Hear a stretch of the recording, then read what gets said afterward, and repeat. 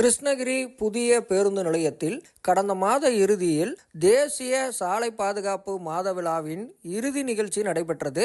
இந்த நிகழ்ச்சியில் மத்திய அரசின் நேரு யுவகேந்திரா சார்பில் பணியாற்றுகின்ற தன்னார்வலர்கள் கலந்து கொண்டு பொதுமக்களுக்கும் வாகன ஓட்டிகளுக்கும் சாலை பாதுகாப்பு குறித்த விழிப்புணர்வினை ஏற்படுத்தினர். கிருஷ்ணகிரி மாவட்டத்தில் உள்ள ஊராட்சிகள், பேரூராட்சிகள், நகராட்சி, மாநகராட்சி ஆகிய பகுதிகளில் ஒரு மாதத்தின் கடைசி வாரத்தில் பிளாஸ்டிக் பொருட்களை அகற்றும் திட்டத்தினை மாவட்ட சுற்றுச்சூழல் மற்றும் காலநிலை மாற்றத்திற்கான மாவட்ட செயற்பொறியாளர் செல்வகுமார் கடந்த சில தினங்களுக்கு முன்பு கிருஷ்ணகிரியில் தொடங்கி வைத்தார். கிருஷ்ணகிரி மாவட்ட விளையாட்டு அரங்கில் தமிழ்நாடு தீயணைப்பு மற்றும் மீட்பு பணிகள் துறையின் சார்பில் கோவை மண்டல அளவிலான விளையாட்டுப் போட்டிகள் நடைபெற்றது. இதில் துறை ரீதியிலான விளையாட்டுப் போட்டியில் கிருஷ்ணகிரி அணியும், தடகள போட்டிகளில் ஈரோடு மாவட்ட அணிகளும் முதலிடம் பெற்றது.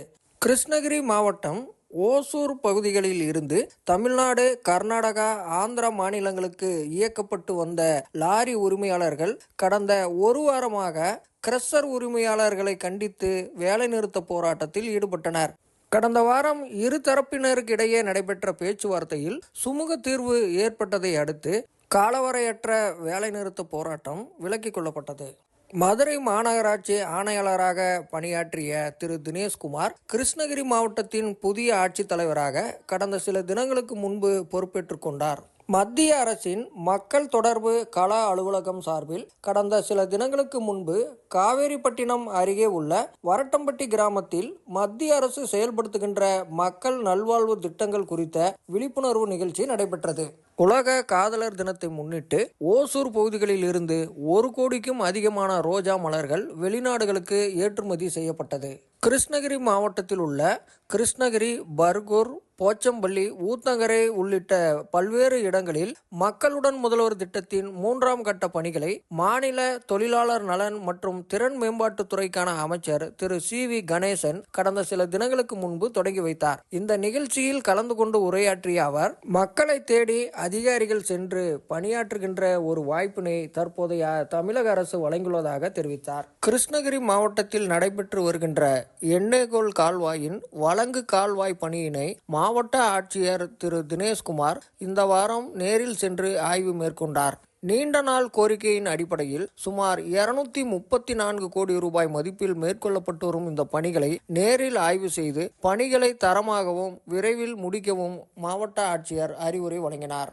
கிருஷ்ணகிரியில் கடந்த வாரம் நடைபெற்ற மாநில அளவிலான தேக்வாண்டோ மற்றும் குத்துச்சண்டை போட்டிகளில் கலந்து கொண்டு தங்கம், வெள்ளி, வெண்கலம் வென்ற மாணவர்களுக்கு மாவட்ட ஆட்சியர் திரு தினேஷ்குமார் பரிசுகள் மற்றும் கேடயங்களை வழங்கி பாராட்டினார். கிருஷ்ணகிரி மாவட்ட ஆட்சியர் அலுவலகத்தில் கடந்த சில தினங்களுக்கு முன்பு மாவட்ட வளர்ச்சி ஒருங்கிணைப்பு மற்றும் கண்காணிப்பு குழு கூட்டம் பாராளுமன்ற உறுப்பினர் திரு கோபிநாத் தலைமையில் நடைபெற்றது. இதில் மாவட்ட ஆட்சியர் உள்ளிட்ட முக்கிய அதிகாரிகள் கலந்து கொண்டு மாவட்டத்தில் செயல்படுத்துகின்ற திட்டங்களை எடுத்து கூறினர்.